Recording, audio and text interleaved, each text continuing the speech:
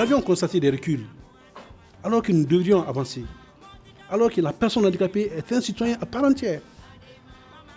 Donc, je ne vais pas dire qu'on est bien servi que par soi-même, mais il vaut mieux, comme le président l'a dit, savoir dans quelle sauce vous serez mangé. Et si vous êtes dans la préparation de la sauce, c'est encore mieux, non?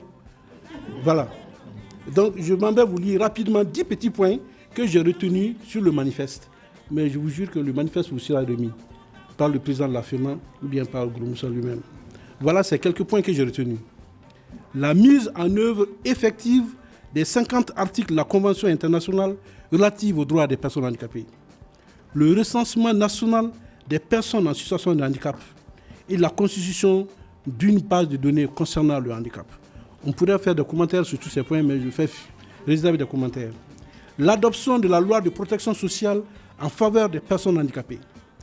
La création d'un ministère ou d'un secrétariat des personnes handicapées rattachées à la présidence ou à la primature, à l'instar des pays qui sont venus s'inspirer de l'expérience du Mali. L'attribution de sièges aux personnes handicapées au niveau du Conseil économique, social et culturel.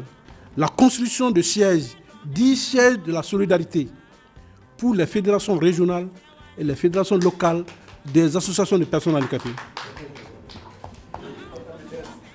La mise en œuvre effective du programme de réadaptation à base communautaire à tous les niveaux, avec une forte implication directe des organisations de personnes handicapées.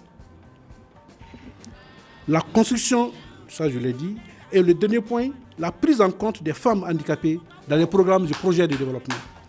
Donc voici ces 9 points qui sont dans notre manifeste. Et tous ces points pourraient être soutenus par des argumentations.